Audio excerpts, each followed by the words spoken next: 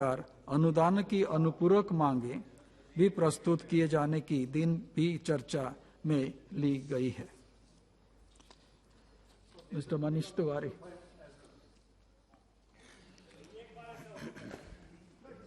कई बार। Thank you very much, Mr. Chairperson. Before I commence the discussion on the budget and the demand for grants for Jammu and Kashmir, may I once again reiterate my objection that Rule 205 of the Rules of Procedure and the Conduct of Business of the Lok Sabha is a fundamental rule. It constitutes what could be called one of the pillars of the basic structure on which this temple of democracy runs. And so, therefore, it is my contention, Mr. Chairperson, and I asked for a ruling on it in the morning, it cannot be amended using, or it cannot be waived using the amending powers or the suspension powers of Rule 388. I would, in all humility, request the Chairperson, the Chair, that a ruling on this particular point, where the word used in Rule 205 is not may, it is shall, and there are no extraordinary, exceptional circumstances why the debate has to be held on the same day as the budget documents have been tabled, and this, in my respectful submission, sets an extremely unhealthy precedent and may in future be extrapolated to situations which are far, far more serious than what we are confronting today. So, therefore, I would request that my objection be noted, Mr. Chairperson, sir. Number two,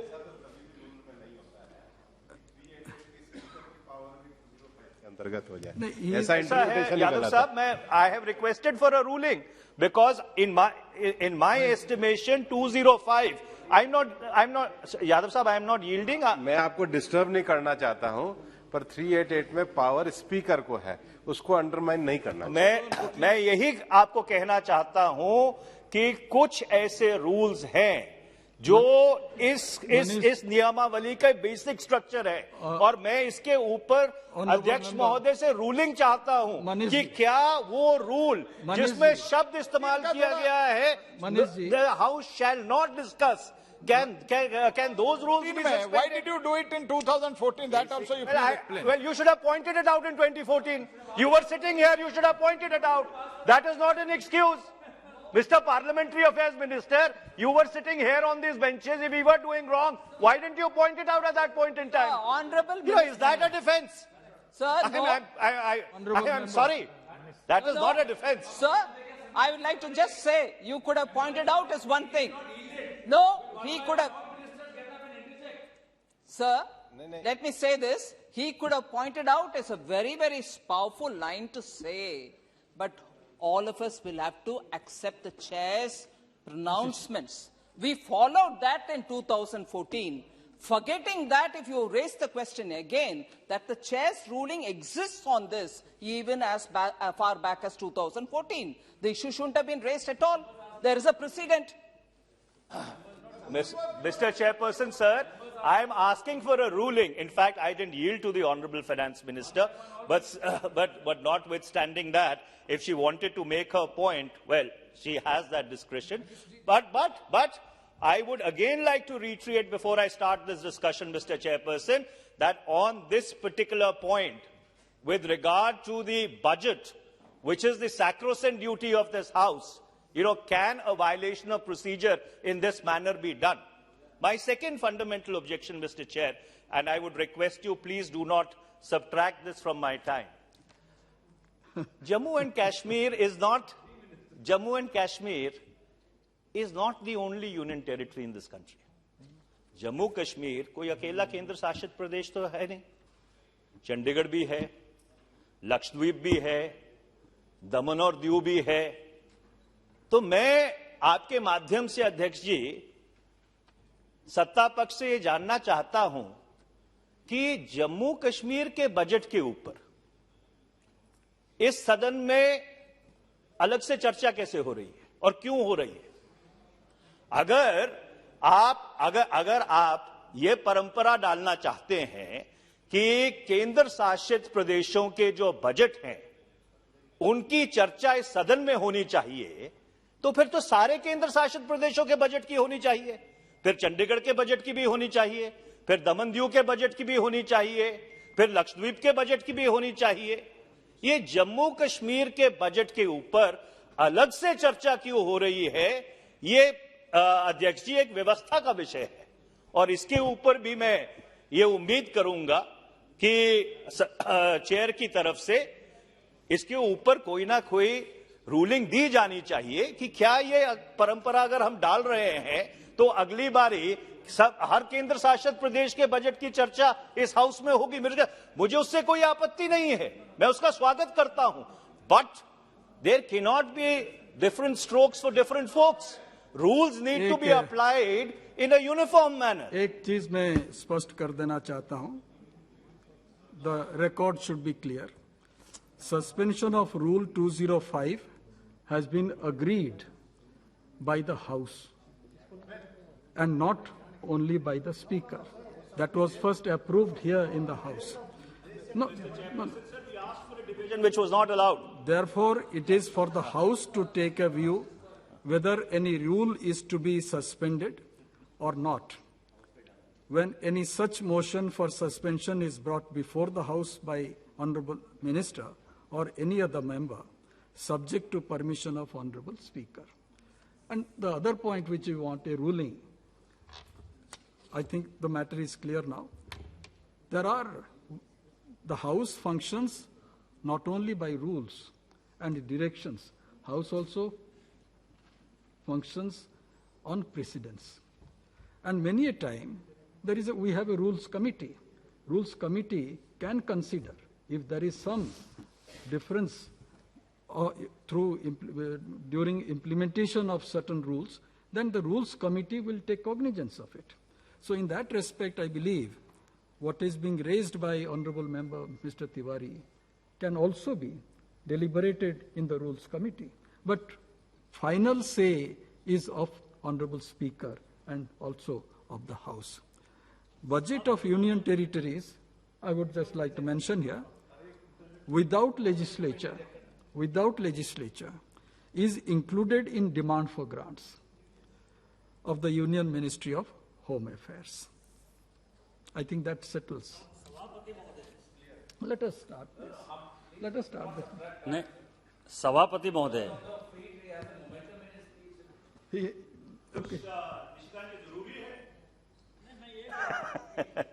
नहीं है तो मैं बैठ जाता हूं। Manish ji senior member हैं और मैं उनकी बहुत रेस्पेक्ट करता हूं। मतलब जब वो अपनी सरकार में भी थे तो कई एक बार उन्होंने जो देश के लिए जेन्युइन चीज थी वो उठाया, इसलिए मैं उनकी रेस्पेक्ट करता हूं। संजोग से हम दोनों साथ ही इस पार्लियामेंट में आए। मैं ये देख रहा हूं पहली बार, और मुझे आश्चर्य हो रहा है कि मनीष तिवारी जी कह रहे हैं सभी रूल का जो अंतिम जिस्ट है सर 389, जिसके बारे में आपने जिक्र किया कि वो स्पीकर को इस सभा को संचालित करने के लिए सारा अधिकार देता है कि स्पीकर सारे रूल को, सारे कानून को स्थगित कर सकते हैं, और 389 के बाद यदि स्पीकर की रूलिंग आ गई है फिर इसके ऊपर चर्चा कहीं से मैं उचित नहीं समझता हूं। ठीक, okay, thank you mister Tiwari. अध्यक्ष जी आपका बहुत बहुत धन्यवाद।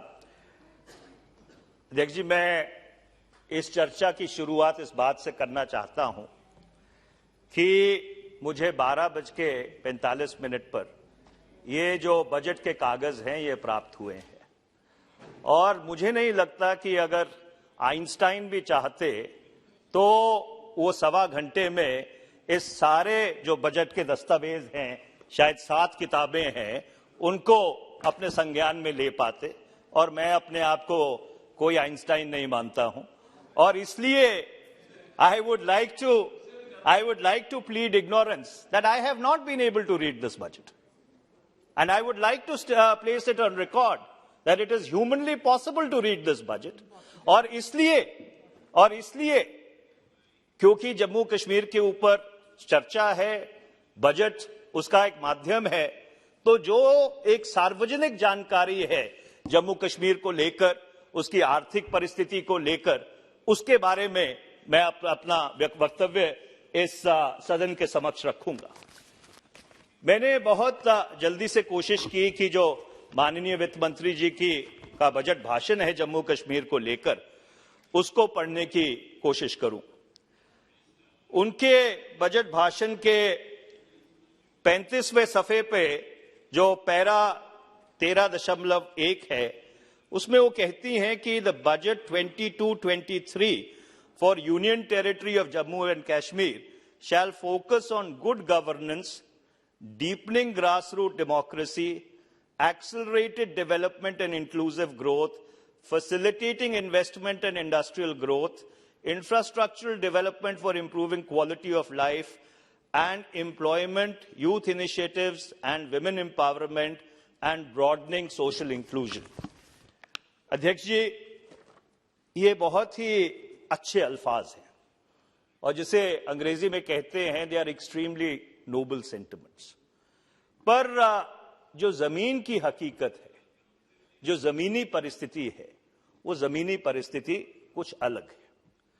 इस सदन में 6 अगस्त 2019 को जब ये फैसला हुआ कि धारा 370 को हटाया जाएगा और जम्मू कश्मीर राज्य, जिसकी संरचना वर्ष 1822 से लेकर वर्ष 1846 के बीच में की गई, उसका विभाजन कर उसको 2 केंद्र शासित प्रदेश बनाया जाएगा, तो सत्ता पक्ष के तरफ से 2 दलीलें रखी गई।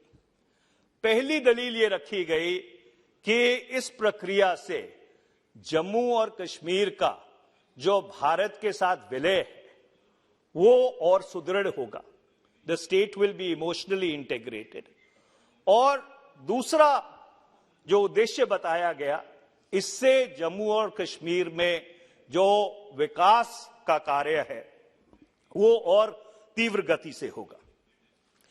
आज 33 महीने हो गए और इन 33 महीनों में क्या ये जो दोनों लक्ष्य हैं इसको पूरा करने में सरकार सफल हो पाई है? और मैं बहुत ही अदब और सत्कार के साथ ये बात कहना चाहता हूं कि उसका जो जवाब है वो ना में है, और मैं उसको प्रमाणित करने के लिए इस सदन के समक्ष कुछ आंकड़े रखना चाहता हूं। आज भी जम्मू कश्मीर में जो कानून और व्यवस्था की परिस्थिति है वो चिंताजनक है, और जितनी परिस्थिति 2019 में संवेदनशील थी, 2022 में भी स्थिति उससे ज्यादा ही असंवेदनशील है। जम्मू कश्मीर एक सरहद का राज्य है और सरहद के राज्य में जो सरहद पे होता है उसका असर सीधा सीधा राज्य के अर्थव्यवस्था के ऊपर, राज्य की जो सोसाइटी है उसके ऊपर पड़ता है। और जम्मू कश्मीर में वर्ष 2018 से अगर आप उठा के देखिए तो वर्ष 2018 में 2936 सीज फायर वायलेशन हुए थे। 2019 में जब धारा 370 को हटाया गया और प्रदेश को केंद्र शासित प्रदेश बनाया गया तो यह बढ़कर 3279 हो गए। वर्ष 2020 में ये 5100 हो गए और वर्ष 2021 में इसके बावजूद कि पाकिस्तान के साथ एक सीज फायर एग्रीमेंट के ऊपर आम सहमति बनी, वर्ष 2021 में भी जो ये सीज फायर वायलेशन थे ये 664 थे। और मैं इसलिए ये आंकड़े सदन के समक्ष रखना जरूरी समझता हूं क्योंकि वर्ष 2004, 2005, 2006 और ऑलमोस्ट 2000 इन तीनों सालों में तो शून्य थे, पर वर्ष 2013 तक ये सीज फायर वायलेशन 100 से कम रहे थे। और ये जो आंकड़े हैं ये इसलिए भी महत्वपूर्ण है क्योंकि अप्रैल 2020 से जो पूर्वी लद्दाख में परिस्थिति है वो अत्यंत ही संवेदनशील है। चीन की फौज उन इलाकों में घुसी हुई है जिनको भारत अपनी सरजमीन मानता है। और 2020 से लेकर आज तक जो परिस्थिति है वो और जटिल हो गई है, क्योंकि ये जो रूस और यूक्रेन का झगड़ा चल रहा है, इमरान खान का मॉस्को जाना, इस झगड़े के बीच में 4 फरवरी को जो अग्रीमेंट साइन हुआ है चीन और रूस के बीच, joint statement on international relations entering a new era, इससे परिस्थितियां पिछले और 3 साल में जटिल हुई हैं और उसका सीधा सीधा प्रभाव भारत के सरहद के सूबों पे पड़ता है। और मैं भी एक सरहद के सूबे की यहां पे नुमाइंदगी करता हूं। तो इसलिए इस सरकार को बहुत ही गंभीरता से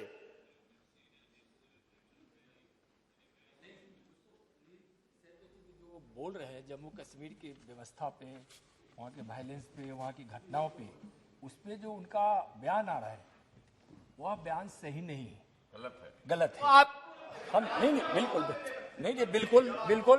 और दूसरा कि अभी इसी सदन को अवगत कराया गया है फर्स्ट सिटिंग में कि क्या वहाँ की स्थिति है, इसलिए एक क्वेश्चन था और एक क्वेश्चन था और विपक्ष का क्वेश्चन था। तो नहीं, आपको मौका मिलेगा ना, आपको मौका मिलेगा। अगर आप मेरे वक्तव्य से इत्तेफाक नहीं रखते, आपको मौका मिलेगा, अब रिबट कर दीजिएगा। लेकिन बीच में जो गलत आंकड़े दे रहे हैं, जिसको सदन में चेयरपर्सन सर, सही आंकड़ों से he is mentioning about Mr. Chairperson, sir, I Russia find and this Ukraine. incredible that minister after minister is standing up and interrupting. You know, does a member not have the right to be able to articulate what he says in this house? Have they not read Article 105(2) of the Constitution? Are they not aware of the privileges which members of Parliament have? I mean, I find this to be highly objectionable. That you are not even allowing me to say, as a member of this house, what I have a constitutional right to say. Hey, what? आप कहिए, please. Supriya ji is saying that I should be flattered that all ministers are replying to me. So in that spirit, I will continue my... This is a privilege on the part of a member that the ministers are intervening. It's a credit on you.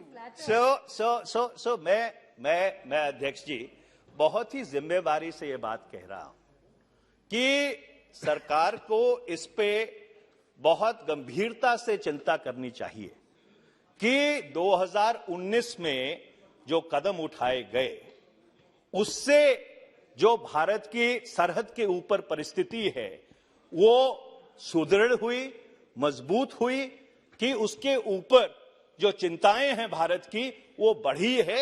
ये एक बहुत ही गंभीर संवेदनशील सवाल है और मैं ये उम्मीद करूंगा कि सरकार इसको जरूर अपने संज्ञान में ले। दूसरा सवाल मैं अध्यक्ष जी उठाना चाहता हूं, जो आज मैं सुबह एक सरकारी आंकड़े पढ़ रहा था और उस वक्तव्य में ये लिखा था कि 70% जो जम्मू कश्मीर के नौजवान हैं जो आतंकवादी गतिविधियों में शामिल हुए उनको मार गिराया गया 70% of those locals who had joined the militancy were neutralized. पर जो चिंता का विषय है वो चिंता का विषय ये है कि क्या वर्ष 2019 से जो लोकल नौजवानों का इस आतंकवादी गतिविधियों में उनकी इन्वॉल्वमेंट है कि क्या वो बढ़ी है, और अगर बढ़ी है तो ये एक बहुत ही चिंता का विषय है और मैं उम्मीद करूंगा कि सरकार जरूर इसको बहुत ही गंभीरता से अपने संज्ञान में ले। तीसरी चीज जो मैं कहना चाहता हूं अध्यक्ष जी कि इस सदन में 8 अगस्त 2019 को माननीय प्रधानमंत्री जी ने कहा था और 18 अक्टूबर 2020 को माननीय गृह मंत्री जी ने कहा था कि जम्मू और कश्मीर के स्टेटहुड का जो विषय है उसके ऊपर जल्द निर्णय होगा, जल्द फैसला होगा। आज हम मार्च 2022 में हैं। मैं सरकार से यह पूछना चाहता हूं कि जो वक्तव्य माननीय प्रधानमंत्री ने इस सदन में 2019 में दिया या उसके बाद कई बार माननीय गृह मंत्री ने दिया, सरकार उसके ऊपर कब अमल करने जा रही है, कब जम्मू कश्मीर का जो स्टेटहुड है उसको रिस्टोर करने जा रही है। इसके साथ साथ अध्यक्ष जी, आजकल जम्मू कश्मीर में डिलिमिटेशन की प्रक्रिया चल रही है। वहां पे नए विधानसभा के क्षेत्र बनाए जा रहे हैं और जहां तक मेरी जानकारी है कि उस प्रक्रिया से वहां की जो राजनीतिक पार्टियां हैं वो कुछ ज्यादा खुश नहीं है। और एक ये आम बात है कि राजनीतिक पार्टियों को उस सारी प्रक्रिया में बहुत एक्टिवली इन्वॉल्व करने की जरूरत है। उसके साथ साथ कई जिले ऐसे हैं जिन जिलों में आरक्षण की वजह से कहीं ऐसी परिस्थिति ना उत्पन्न हो जाए कि जो लोग आरक्षण से बाहर हैं वो कंप्लीटली अनरिप्रेजेंटेड रह जाए। और इसके अलावा एक चीज मैं विशेष तौर पर कहना चाहूंगा, क्योंकि इस प्रदेश की संरचना में महाराजा रंजीत सिंह का एक बहुत बड़ा रोल था। 1822 में उन्होंने राज तिलक किया था राजा गुलाब सिंह जी का। तो इसलिए वहां पे जो सिख माइनॉरिटी है उसको जम्मू कश्मीर की विधानसभा में प्रावधान देने के लिए, जैसे यहां पे एंग्लो इंडियंस को हम रिप्रेजेंटेशन देते थे, क्योंकि अब लेजिस्लेटिव काउंसिल रही नहीं, तो क्या जो वहां पे सिख माइनॉरिटी है, सिख माइनॉरिटी को आप उस विधानसभा में प्रतिनिधित्व देंगे, कुछ सीट्स को वहां पे रिजर्व करेंगे। इन मुद्दों के ऊपर चिंता करने की जरूरत है। अब मैं वहां की इंडस्ट्री के ऊपर आता हूं। एक बात जो कही गई थी कि जब धारा 370 हट जाएगी तो बाहर से बहुत सारे निवेशक आएंगे और जम्मू और कश्मीर में उद्योग लगाएंगे, जिससे वहां पे जो नौजवान हैं उनको रोजगार मिलेगा। अब जम्मू कश्मीर की सरकार की तरफ से जो बयान सार्वजनिक हुए हैं उसके हिसाब से अभी तक 99.9% जिन लोगों ने जम्मू कश्मीर में इंडस्ट्री लगाने की याचिका दी है वो जम्मू कश्मीर के मूल निवासी हैं। The moot point being, there is negligible interest by investors outside Jammu and Kashmir for investing in that state. अब आप स्टेट की इंडस्ट्री की हालत देख लीजिए, और मैंने ये आंकड़े सदन के समक्ष एक बारी पहले भी रखे थे कि कश्मीर में तो इंडस्ट्री है नहीं। जम्मू में जो 3 जिलों में इंडस्ट्री थी, जम्मू, सांबा और कठुआ, उसमें से जो टोटल इंडस्ट्रियल यूनिट्स थे 12,997, उसमें से 5,890 काम कर रहे हैं और 7,107 इंडस्ट्रियल यूनिट बंद हो चुके हैं। और अध्यक्ष जी, ये बहुत चिंता की बात है कि अगस्त 2019 में जब धारा 370 को हटाया गया और जम्मू कश्मीर को केंद्र शासित प्रदेश बनाया गया, तो पहले 4 महीने में ही जो ह्यूमन राइट्स इन JNK करके एक संगठन है, उसके हिसाब से बहुत बड़ा माली नुकसान हुआ है। और अगर Jammu Kashmir chamber of commerce के आंकड़ों को आप संज्ञान में ले, पहले 120 दिन में 17,877 करोड़ का नुकसान हुआ है। और सबसे ज्यादा नुकसान पर्यटन और हैंडीक्राफ्ट्स, जो बेसिक इंडस्ट्री है जम्मू एंड कश्मीर की, टूरिज्म और हैंडीक्राफ्ट्स को सबसे ज्यादा नुकसान हुआ है।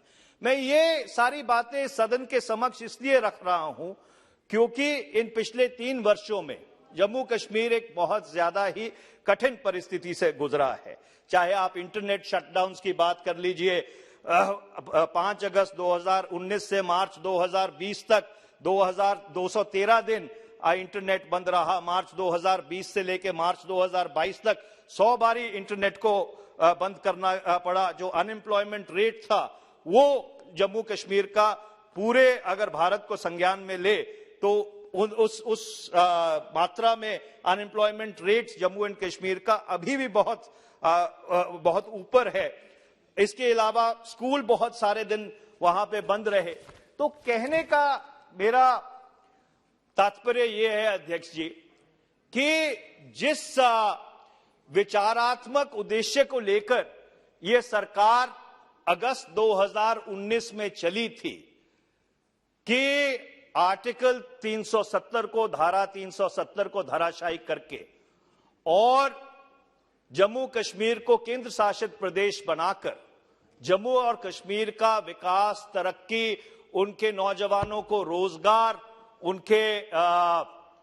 उनके जो इंडस्ट्री है उसकी खुशहाली होगी। क्या उन उद्देश्यों में सरकार सफल हो पाई है? और इसका सबसे बड़ा प्रमाण यह है कि जो मैंने थोड़े बहुत आंकड़े देखे हैं, जो बजट प्रस्तुत किया है माननीय वित्त मंत्री ने, उसमें जो प्रशासनिक बजट है, प्रशासनिक बजट में से 73% पैसा होम डिपार्टमेंट पे खर्चा रहा है। तो अगर 73% पैसा आप सुरक्षा पे खर्च रहे हैं, लॉ एंड ऑर्डर पे खर्च रहे हैं, तो ये अपने आप में प्रमाण है कि जो परिस्थितियां हैं वो सुधरी नहीं है। मैं अध्यक्ष जी आपका बहुत बहुत धन्यवाद करना चाहता हूं कि आपने मुझे समय दिया। धन्यवाद।